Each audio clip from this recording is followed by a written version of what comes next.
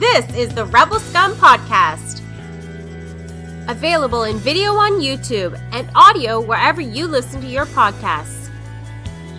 Every week, Brock and James talk the latest rumors, news, and theories from a galaxy far, far away. Support us on Patreon for exclusive offers and join the Star Wars discussion. Patreon.com/RebelScumPodcast. Here are your hosts, Brock and James. You are always scum. Rebel scum. Hi, I'm Brock Smink. Wait, what? You've changed. I have changed. I'm a lot shorter. I'm no longer married, and I live in a different house. Wow, Brock. I hope Brock finds out about this. You know, identity theft is not a joke. No, we laugh, but millions every day fall victim to identity theft. That's why let's clear the air right now. I'm not Brock Smink. I'm Andrew Fantasia. I'm also, though, Yaddle. Yaddle making... Okay, so Yaddle... Okay, let's go... I'm James, by the way. Let's go right into this Yaddle thing. This is not what we're supposed to talk about, but we're going to talk about Yaddle because you brought it up. I haven't seen Tales of the Jedi as of yet. It's Wednesday. Andor and Tales just dropped. I will watch it eventually, but I haven't seen it as of this recording. Have you had a chance to watch Tales of the Jedi? I watched 3 episodes. They're pretty short, so I know you're going to like them. You're going to zip through them pretty quick. Brock said the same thing. Mm-hmm. Yeah. We know you too well. They are, I think the longest one was like 17 minutes, so they're shorter than a Clone Wars episode. Lots of Dooku in what I saw. No Yaddle yet, though. Oh, so you haven't made it to Yaddle? Because I saw a clip of it. Have you seen the clip of Yaddle? I saw a clip of our main, whatever species that is, Yaddle. There's a clip of her? There is a clip. Bryce Dallas Howard shared the clip, and it had her talking. And Andrew, I don't know if I'm going to spoil her sound or anything, but I was moved by. I wasn't moved. That's a lot. But okay. Let me back my train of thought. It's a podcast after all, and I should think about what I'm saying. I hesitate with Grogu and with Yaddle because at this point, the only one of that species we know is Yoda. And Yoda speaks in a specific way, and he's strong in the Force. And of course, Yaddle was in the Phantom Menace, I know. But Yaddle never spoke. And so we don't know what their species is called, and we don't know if that's their dialect, right? Those are like 2 of the things that we aren't sure of. So I was a little weary going in, like, because if we get, because they kind of let Yaddle kind of die, like just kind of like disappear. And I get weary, like, if we start to throw too many of these species into Star Wars, we're going to need to get more answers, and I don't think we're ever going to be happy with the answers that we get. So it's a little bit concerned. Anyway, they played a clip. I won't spoil it if you don't want me to spoil it. Not that the clip itself was not spoilery, but obviously the way she talks is evident in there. Like whether it's Yoda speak or typical speak, you get Yaddle's dialogue. That's the main thing that I was... Concerned is the wrong word. I wasn't concerned, but that's the one thing that was on my mind ever since we learned we were getting Yaddle. Because I'm like, okay, we heard Bryce is voicing her, so we know she's going to talk. So this is going to answer that question, being, is he a unique guy who's just, talking the way he talks because he's old and wise and he messes with everybody? Or is that just how these species speak? And if so, we know what to expect when Grogu ever opens his mouth. But if Yaddle is speaking in this, obviously it's going to answer that question. You're right. I think if we get too far into the weeds with this species, people are going to be upset. So I don't want them to venture too far. But I am curious to know if she talks backwards. And I am also curious to know if she kind of has a little bit of frog in her throat, because if she does, like Bryce Dallas Howard herself has a normal, beautiful, clear, pristine woman's voice. So if she's just using her regular voice, does that mean like, Josh Hartnett could voice Grogu and he just sounds like an American guy? Because I don't know if I would be down for that. Josh Hartnett, of all the actors, he went for an actor who hasn't acted in 20 years. You're like, You know what? Halloween H2O and 40 Days and 40 Nights. These are movies I need respect. Well, yeah, of course. Halloween H2O is on everybody's mind right now, so it only makes sense. But, like, I don't know. That's another thing. The backwards talking is something that's on everybody's mind. But another thing is if Grogu starts talking and he just sounds like a guy who could be from, Northern California, is that going to take away the magic a little bit? Yeah. So I have a question for you. So which would you prefer, a regular speech or Yoda speech? Because then again, like you said, like Yoda, is he wise? Is it magical? Is it just him? So if you obviously don't know what she sounds like, and I do. What would be your preference? I think my preference would be, first of all, I want them all to be kind of froggy. I don't want them to speak like in a clear American accent. And I think it's not a huge preference, but I think it would be kind of cool if they were all backwards talking, just to shake things up a little bit. Interesting. The one thing I will add to this as like an asterisk, that the reason why I think that would be a little bit cooler is, remember a couple months ago I kind of went on a rant about how I'm not really feeling the novels anymore. Oh, I remember we did a whole video. Yeah, and there's a lot of reasons. A lot of reasons come to the forefront of like the novel thing, but one of the things that irks me about the novels is there's a very simple thing when it comes to writing, which is narrative voice. And there's the way that the narration flows and the way it speaks, but the characters in all those novels have a very copy-pasted narrative voice. No matter who's writing the books, every character in every Star Wars book sounds like a millennial. Everyone. And it gets a little tiresome. It just sounds like a 20-year-old from Manhattan is playing every character, and they're not putting any pizzazz on it. It's like, behold, I've totally seen the future. The Force rocks. I have all the Force. And it's you say that, and that was my first when I saw The Force Awakens for the very first time. Kylo Ren mentions that line about Han Solo being like a deadbeat dad, and I had a very, very similar reaction to that line. I was like, and it wasn't because I had nothing against the character in that way. It's just the way he says it. It felt like a '90s movie, like Free Willy or something. You know what I mean? Like I was like. I'm not into Star Wars for the deadbeat dad topics, like that. Say that for your Spielberg movies. It's great. There's a time and a place, and it was just the way it happened and everything. I was like, we're doing that. Okay, fine. That's how. So I totally understand what you're saying. Not everybody hates me because of my hatred for the Force Awakens. That's right. There's a few things in the Force Awakens that I and look, there's a few things in almost every Star Wars. Maybe not the original trilogy gets a pass because it's the original trilogy, but in every Star Wars since, there's been something in every movie that I haven't liked. I would imagine if I sat down and thought about it. And The Force Awakens, that's one of, I would say, two things that I don't enjoy. And it's very I call that movie a donut, and I love me some donuts. So that's one of the two things. So I know what you're saying, because that felt like more modern, right? Because I know there's a huge thing, Andrew, right now where people are debating Star Wars should be timeless and it's not about politics. And everybody's like, well, George Lucas said the Empire was Vietnam and right? And everyone wants to bring that up and Joseph Campbell. Those are the two things that everyone. The minute you put that, you're like, oh, Star Wars. It's like the thing with Star Wars is there is kind of the political message, but it's also a timeless political message because the same crap has happened in history over and over again. And for me, and what you're saying about that stuff is there's a way to write stuff that feels a little bit more timeless. And sometimes I think because there's so much of this out there, right? There's so much Star Wars material now, and there's 900 authors writing Star Wars. That can get lost once in a while. Yeah, and I think what these people need to remember is politics kind of are timeless.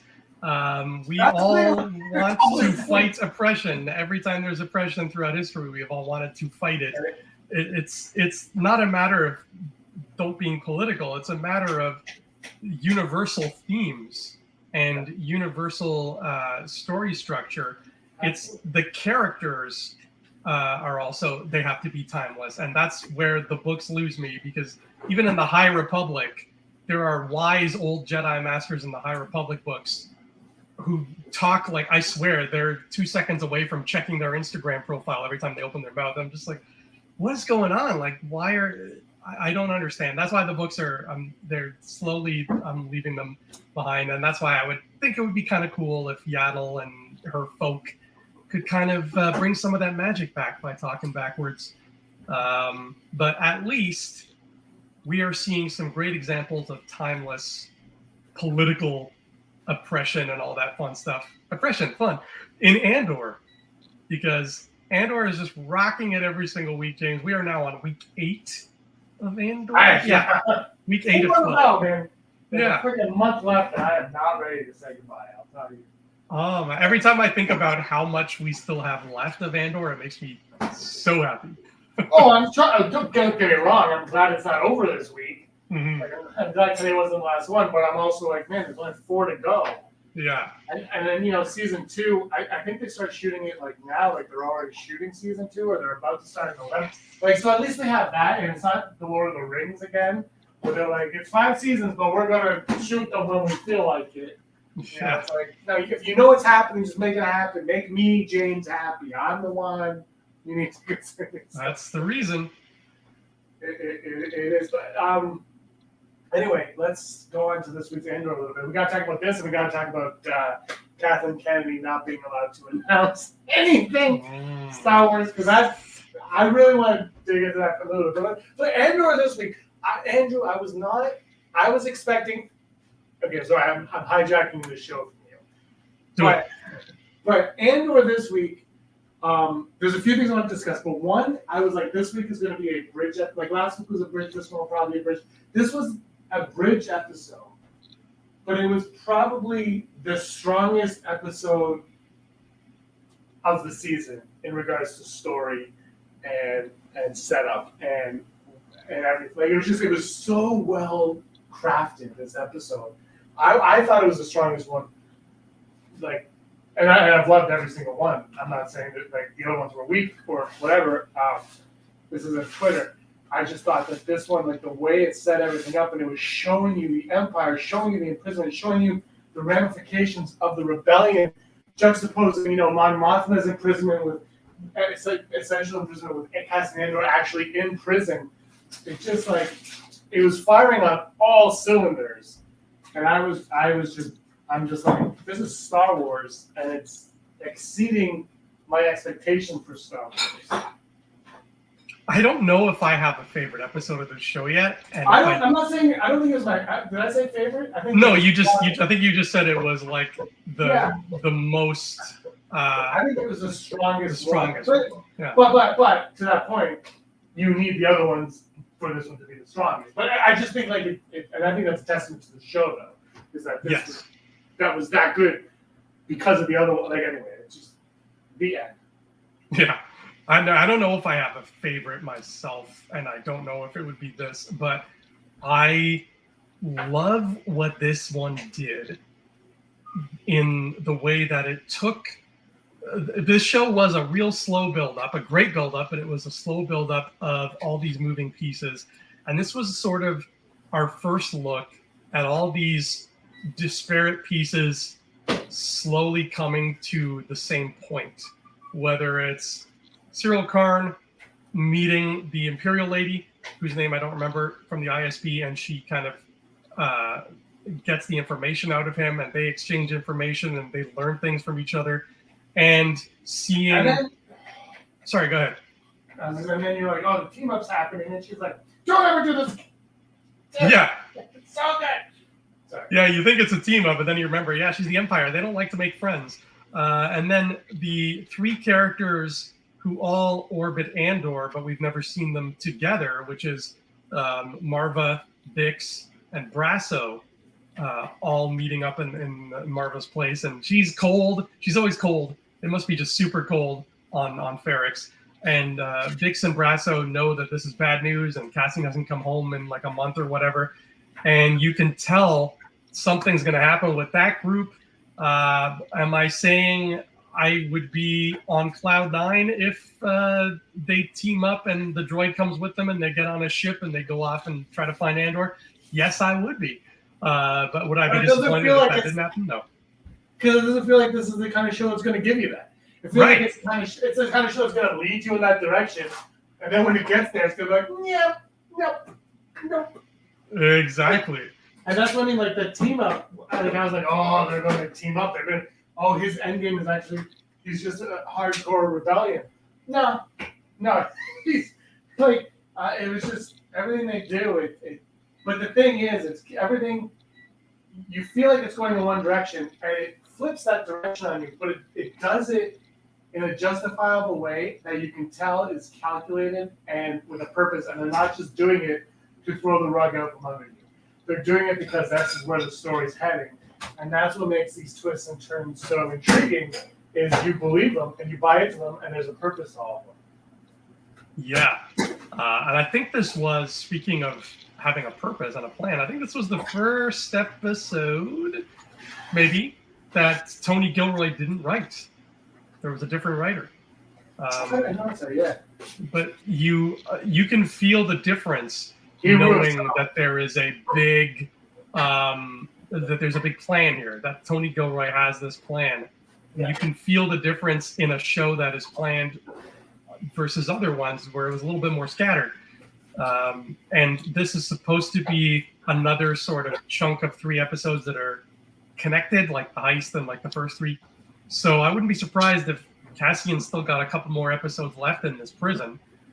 And what I love is, yes, we all know he's going to be fine, but we have no idea how he's breaking out of his prison. We have no clue. Well, he's met somebody else from Rogue One now.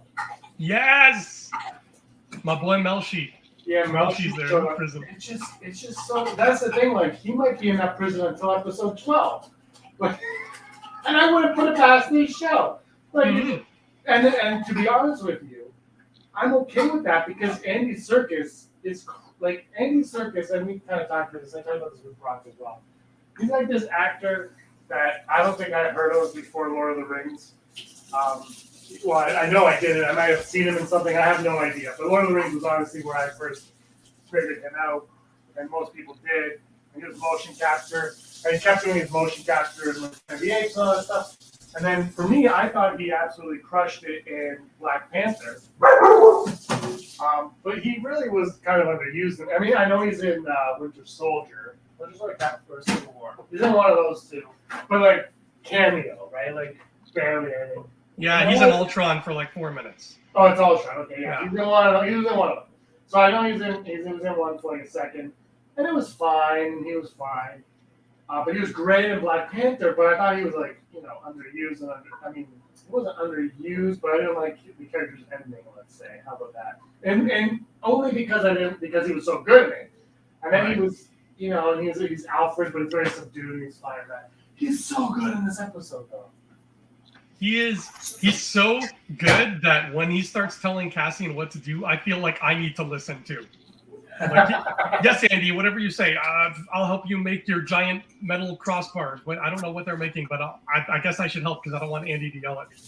I feel like he's like, as like an actor though, he really has been underutilized by Hollywood. Because it seems like, because he's like, I guess this character is similar to his Black Panther character, and that they're both kind of like tough guys, I guess. But they're very different. And then there's but he's great in his 4 seconds as Alfred. Right? But he's so different. Like he could be such a great character actor. And I think the motion capture aspect, which he's great at, and he has his own company and everything. I think that's kind of like taken away from. He's had so many great animated performances in this past 20 years since Lord of the Rings. Yeah, that's a really good point. They don't cast him in as much as they should. And how great was it that he's cast in this movie or this show, and you didn't know until he showed up? Isn't that beautiful? Right? I didn't know until he showed up. I was like, oh my gosh, is that like the best, right? Just Yeah. the best that we had no idea. We need to go back to that for all the blockbusters from now on. Just give us as little information as possible and just let us have these fun moments when we watch it and be like, oh my God, it's Sterling Holloway. He's in this now.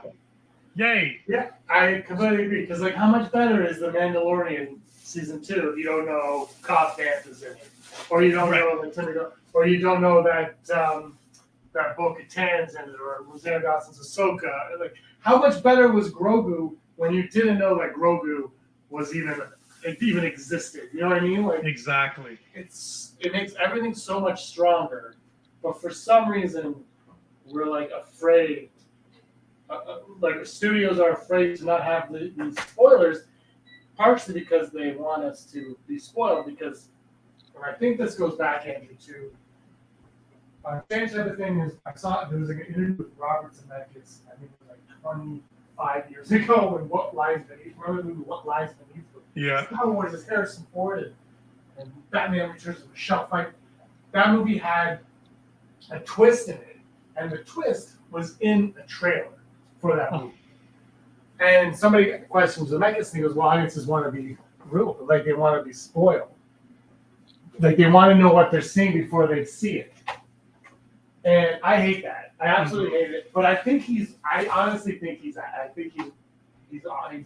think a lot of people want to know what's going on. I think I'm going to spoil Black Adam. Have you seen Black Adam? No, but I mean, they didn't do any work trying to keep that secret. No, but the producer was mad that it got leaked. But the thing is, why did it get leaked? The Rock basically leaked it right away. Mm-hmm. Because people want to know. They want to be like, oh, this is happening. I'm going to go see it. And that's something that maybe Marvel at first didn't have to worry about. But now I think things are leaking with Marvel, you know. And I think a lot of these leaks are calculated. Brock's always said that. And I don't know if I always believed them, but I definitely do now. I think the leaks are calculated. And it all has to do with that interview. It's the same thing with that interview with Zemeckis 20-something years ago. Man, people don't want to be surprised. They want to know what they're getting. They want to know when they buy that ticket or subscription to Disney Plus, they want to know that they're going to get X, X, and Y. And they don't care about being shocked anymore. And I think that's... And it's twofold too, Andy, because on one hand you have that where they spoil everything, and then on the other hand you have J.J. Abrams' mystery box where he hides who his parents are from you for no specific reason, other than we gotta hide. You know what I mean? It's like, whose Maz Kanata? We're gonna hide. Like, it's like, but there's no proof to that anymore, and so it goes twofold. Yeah, that is clearly an example of an extreme over another. I miss being surprised by stuff. That's one of the reasons why I enjoyed Halloween Ends more than most people, even though I still wouldn't say I loved Halloween Ends. I enjoyed it because I was pleasantly surprised with a lot of the risks they took. And it was nice not knowing a damn thing going into that movie. And I'm sure there were people who went into it looking a bunch of stuff up. I don't know if there was any stuff that got leaked, but I'm curious if anybody who knew going into it what they were going to expect. I'm curious how they felt. I saw a lot of leaks on it from like digital charcuterie stuff. Not on purpose. I didn't want to, but I did know that Michael Myers was basically like a cameo in it. It was like the first. There's a lot of rumors that he was bad. I haven't seen it, and we haven't actually talked about specifics of this movie too much. But I did know I did know. I think in the summer or the spring, that word was that Michael Myers was like barely going to be in it. Right. And that is for side act part now. But that goes into what you're saying about like Halloween 3 Season of the Witch. And what I said, it's like the Halloween franchise, if they wanted to make it what you want it to be, it doesn't work, because when you put Michael Myers in the sequel, that's what people suspect. That's what people expect it to be. Is a movie about Michael Myers. Halloween is more about Michael Myers than about Halloween. They've done that to themselves basically. Like Michael Myers. Yeah, I think when in the case of Season of the Witch, that was their their opportunity to do it, and it just didn't work. Because they, plain and simple, they killed Michael in Halloween 2. And then John Carpenter's like, he's dead. I'm not touching him again. And so if it didn't work then, it was definitely not going to work now, unfortunately. Yeah, absolutely. That's the thing. Like now we're 40 years later. Mm-hmm. So of course it's not going to work. At this point, we've had Busta Rhymes fight him. So it's like we are beyond neck deep in Michael Myers. But the Andor of it all, not knowing we were getting Andy Serkis, not knowing we were getting Melshi either. We didn't know Melshi was coming back. We knew Saw Gerrera. We knew Saw Gerrera. That's it. And what was cool is we knew Saw Gerrera. So therefore, when he showed up finally this week, he showed up to no fanfare. Like they didn't do like a big reveal shot of him. Like he's literally just sitting. We get him in side profile, I think over the shoulder, Stellan Skarsgård. Like it wasn't a big deal when he arrived. And I thought that was a cool, almost like a little dig at that. It's like, yeah, you know he's coming. Why are we going to make it a big deal if you know he's coming? But look, I do want to talk about this a little bit because there are a lot of people who love this show and like Star Wars needs to be like this. And there are a lot of people who don't really like the show and they're like, this isn't Star Wars, it doesn't have enough Star Wars elements to it, blah, blah, blah. And I don't disagree with either side. I think this show is phenomenal. I think it's really done a great job in every respect, every way. That being said, I think, we need to remember that, The Mandalorian was a great show. Yeah. It was a very, very different show. I don't even know if you can compare them. But The Mandalorian was a great show. And The Mandalorian embraced Star Wars on all cylinders. And I think this one does. And I know, but I've seen people complain like, oh, but there's no Jedi, there's no this and that. And my one thing that I've always kind of said is, well, when you take that aspect out of it, like, what makes it Star Wars versus science fiction? And I think this show is really straddling that line. Like there's Imperials, and now there's Stormtroopers. Other than that, there's not much Star Wars to go on in this show. Like, Saw Gerrera, all that stuff aside, do you know what I mean? Mm-hmm. So I think one thing you have to remember is, as great as this show is, or as much as you don't like this show, it's definitely not. I don't think this is the gold standard of Star Wars, and I mean that with all due respect on everything, because I think it's. Well, I said this last week. I'm going to see how it plays out and how it ends. Right now, 8 episodes in, it's probably the strongest Star Wars we've gotten since like Empire Strikes Back. Like it's just freaking, it's just strong. Right? Yeah. But I gotta wait till the end. I can't judge a book by its first 8 pages. You gotta wait till it's over. But also, if it doesn't fully embrace and play in the Star Wars sandbox, I'm not sure how, as a Star Wars show or Star Wars movie, whatever, I'm not sure yet how I fully feel about it as Star Wars. As its own thing in the Star Wars universe, I love it, like whatever. But and look, when they brought two tubes in, they brought Saw Gerrera, maybe they're slowly getting towards that. But until they hit that part, I don't know how I can. I'm trying to figure out how to word it because I love the show. Like I'm just saying, it's probably the best one we've got. But also, it's staying away from stuff that makes Star Wars Star Wars. So what? Does that make it stronger, or does that actually weaken it in the long run because you're not embracing the galaxy that you have as a whole? That being said, one of my favorite books that I never talked about because I forgot about it because it's been 7 years since it came out was Battlefront's Twilight Company. And that was basically this show. with some more aliens, I guess. Right. I think I'm on the exact same page as you here. It's probably one of the best things they've given us, like just in terms of quality and how smart it is and how good it's written. But for one thing, I've talked about this before. A few more aliens would be nice. We have like a couple hundred people in this prison now. Can one of them be an alien? Can one guy at the table be a Rhodian or something? Yeah, like I was totally cool with no aliens when we were just seeing like Imperials and like that one planet because it's like fun. But now it's like maybe the prison should have more aliens because the Emperor Palpatine hated aliens, right? Right. Like maybe it would. I don't know. I think it's, the thing is, I don't know how you feel about this though. Is it actually when I'm watching it has rarely, and it did once or twice, but has rarely taken away from the show for me. And that's the weird thing is like it rarely takes away. There was a couple times this week where I was like, oh, there could be an alien here, but for the most part, it goes unnoticed. Right, because you're too busy having fun at how great the show is and what a good job it's doing of telling its story. So, and it looks so good. It looks beautiful. So it's not a question of, or rather, it's not a matter of without aliens, the show is bad and it's not embracing the Star Wars fun. It's just a question of like, is there a reason behind this? And if the reason is just we want to look more adult and mature by just having humans, I think that's kind of misguided.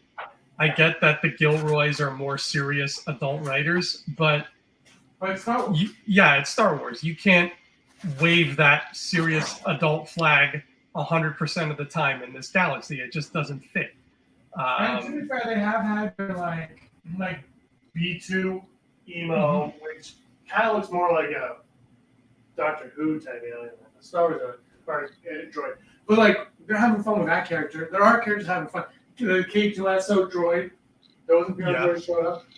It's like there are. They are. I mean, I would like to see like a POW show up, but they are keeping it in like that Rogue One because we did see that snowman alien in the background of Saw's partisan camp. I missed that. Cool. Oh, I did not because the partisans. Now, one of our things on Patreon is partisans because that group, like Saw's group, with that thing. Now, I don't even think that's part of this group in Rogue One, but he walks around in Rogue One. Those aliens are some of my favorites. Like, yeah. You know how I feel about tutus. Yes. Give me all the tutus we got. But like, so I kept my eye out for that. That's like the only. I've only watched this episode like once, and I couldn't really pay full attention to it, even to be honest with you. Like I was trying really hard, but I got to go back and rewatch it.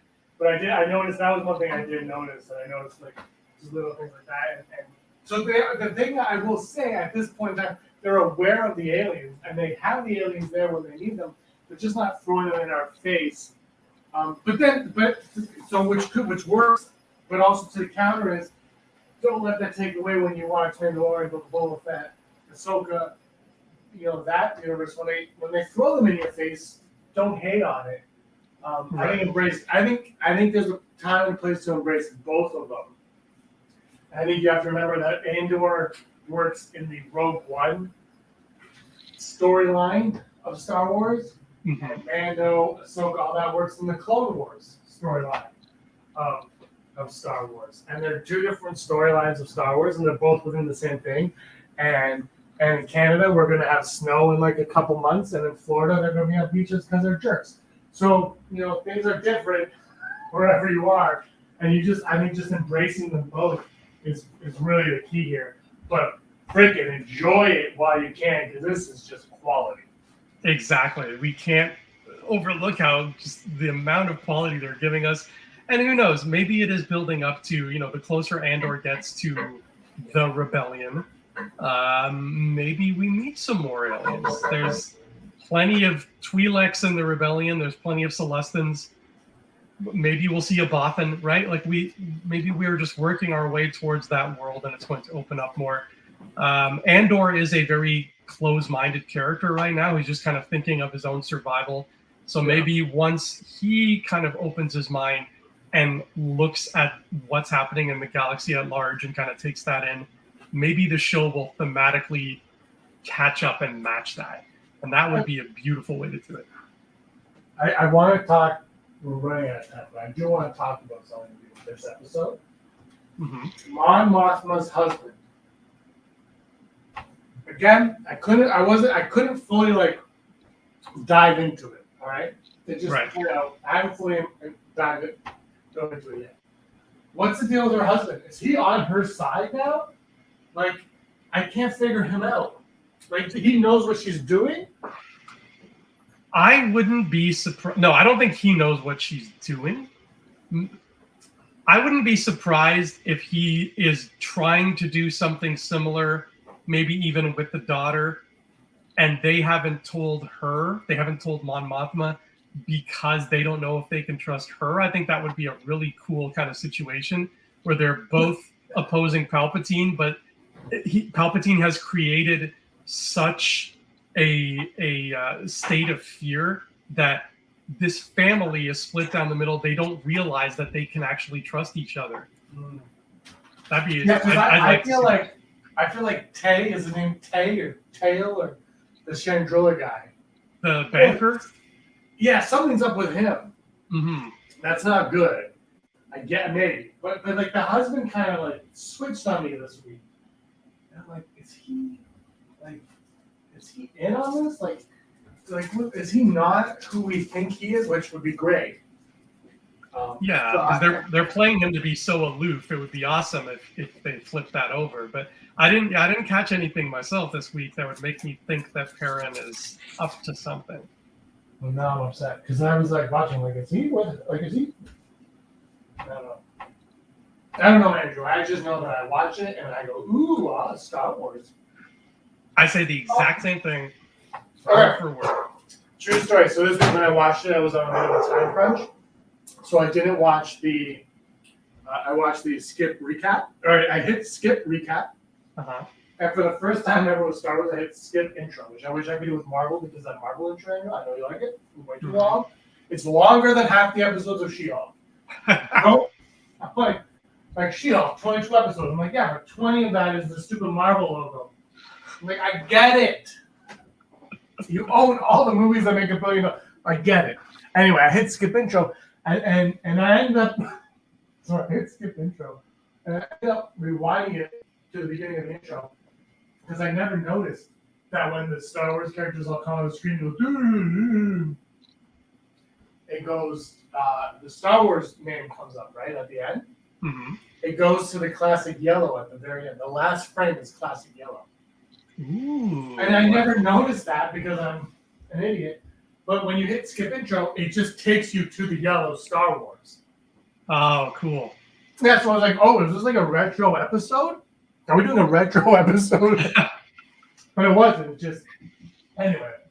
Gilroy actually traveled back in time to 1978 and filmed it then. Yeah, so, but like, everyone listening is like, we know that, James. We hit skip intro every week. Anyway, yeah, Marvel needs to let me skip the intro because I still haven't watched She-Hulk because I'm like, I can't sit through that stupid Marvel. In the movie theater, it's one thing. You're like, I'm excited, yeah, get my popcorn. At home, I'm like, just get home. I'm surprised they don't let you skip that. No, it's like Star Wars does, and Star Wars isn't as long. Do you like the Star Wars intro? I think it's okay.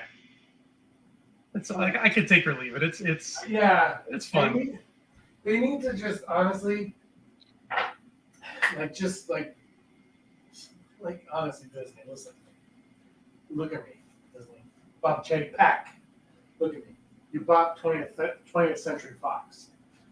Fox Fanfare. Thank you. Fox Fanfare and Star Wars. I thought that was the opening to the Star Wars music when I was a kid. When I watched other movies with it, like, why are they using the Star Wars music?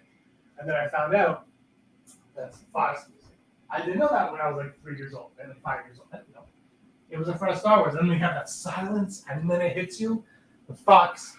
And the Disney movies, honestly, as much as I love, the sequels and everything, I think they were missing the Fox, right? I'll never forget how weird it was in that theater when Force Awakens started, and we're just like, oh, okay, it's starting. Oh, all right.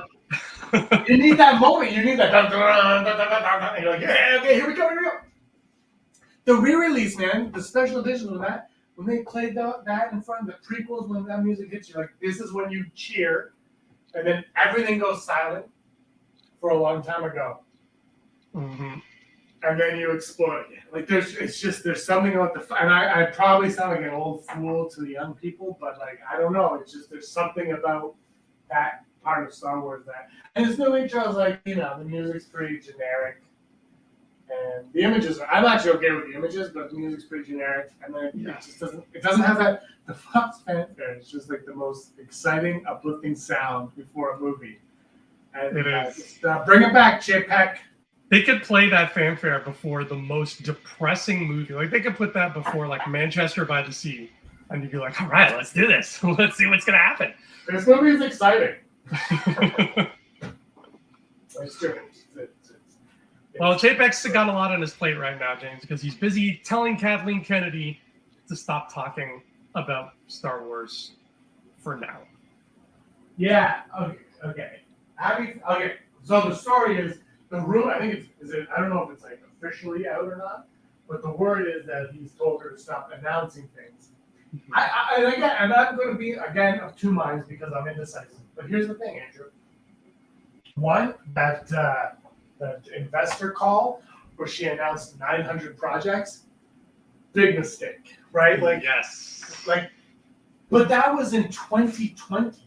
That was it was in December 2020, almost 2 years ago. Nothing has been officially announced since then. Okay? We got Book of Boba Fett since then, which was not even on that slate. It was a nice surprise after. But we got some stuff that was announced. So on one hand, I agree with what he's saying, but on the other hand, somebody is leaking things that are in the works and not officially announced yet. And that needs to stop.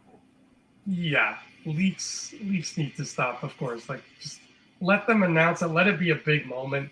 Let it be a nice reveal. But I'm glad we're going to finally be moving into an era where hopefully the only stuff that gets announced is stuff that actually gets made.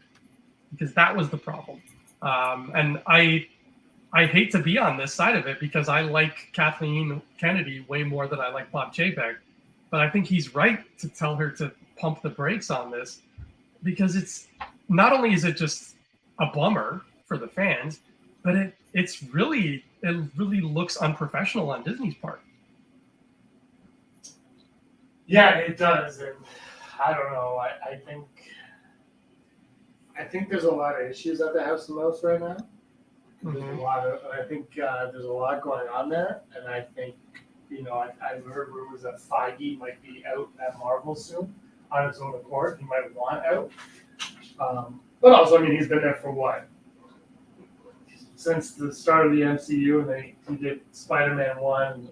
Yeah, he's been around Marvel stuff for a while. Maybe he wants to branch out into his own, but I also think he's getting less say. Like, there was rumors that there was a trailer that came out that gave away spoilers, and he was not about that. He was very upset that was mandated from Disney apparently. So I think there's some issues over at the House of Mouse. But I think she hasn't announced anything officially in 2 years. Everything else has been like nonsense, like leaks that people trying to get the inside scoop. Right. Announcing stuff, and then and that might even be Disney. That might be Disney. That might be Kathleen Kennedy being like, "Here's an inside scoop. Let's see how this plays out." Right? If you think about it, nothing has really been officially announced. I think since the Taika Waititi thing, which was early 2020. So her slate of movies, Rogue Squadron was the biggest blunder of them all. I would argue. Yeah. They shot that stupid thing. And I think, honestly, going forward, don't announce a movie until the trailer. Just show me the trailer for the movie. Yeah. Don't give me the title. And look, and now there's this Damon Lindelof thing going around where it's going to be a sequel trilogy. This is what we should talk about. But here's the thing. I don't care about that project. And people are like, oh, man, sequel trilogy characters are coming back. I don't care. It doesn't exist. When I'm sitting in the theater with you, Andrew, and the credits roll on the Fox fanfare plays, when we're in there and I'm watching it, that's when I'll say, okay, this is a movie. But until then, I don't care. That movie doesn't exist to me right now. I don't want to talk about that movie. I don't want to speculate what it could be or what it couldn't, because it is nothing at this moment. They're in a secret writer's room, allegedly in a secret writer's room, coming up with a movie that might have sequel trilogy characters in it. Exactly. cool. Like there's nothing there. But again, this at least publicly did not, or officially did not come from Kathleen Kennedy. So I don't know what Chapek's going on about in that respect, because she hasn't said anything in 2 years. Yeah, maybe she was about to. Maybe she was about to announce this. Who knows? She might have been about to announce this Lindelof thing, and maybe Chapek kind of nipped it in the bud and said, "You know what? They literally just approached you with a treatment. Let's pause. Let's, let them cast it. Let them finish it. Let's give them the green light and then start shooting. And then while we're shooting, we can say, oh, yeah, it's Josh Hartnett is in Star Wars. There you go. Damn right. You and your Josh Hartnett. Okay, question. Because you do, let's wrap this up. Let you do your movie marathon. I watched 927 movies in 7 days. That is exactly correct. That's how you say it too. You sound like you're doing Highway Through Hell. We're going to do it. Anyway, did you just watch 20 Josh Hartnett? I don't even know if he made 20. I know that The Faculty's been on a lot lately, but have you watched a lot of Josh Hartnett movies? What's going on? No, I haven't. The Faculty was one of the ones I watched, I think 1 or 2 marathons ago. But no, he was just the first name that came to mind. Yeah, that's what I don't get. Why? He I hasn't been in a movie since The Faculty. Oh, wait. Confirmed Josh Hartnett is going to be in Taika Waititi's Star Wars movie. It was just announced. I would believe that. Mm-hmm. He wasn't a bad actor. He wasn't the greatest. He was fine. Well, hey, maybe he'll be in the Lando show that hasn't seen the light of day either. I don't think that's happening. Anyway, stop announcing. Yeah, exactly. Stop announcing it. Kevin Feige. Kevin Feige, until Blade, has pretty much been flawless, right? Mm-hmm. Yeah, because he knows what announcements do for the fans, and he knows what fake announcements or announcements that don't amount to anything do for the company. So he knows better than to shoot his gun until he knows there's a bullet in it. But I think Blade was his first misstep. Which is unfortunate because I'm very excited about Blade. I'm a huge Blade fan. I actually love the first 2 Wesley Snipes movies. I was really looking forward to, I like the comics. I was really looking forward to Blade. But anyway, that's a topic for another show. Yeah. Well, in the meantime, we have Andor to keep us company for another month. And then next year, hopefully another 12 weeks. Heck, I doubt it. Because, they're going to drop 3 in the same day.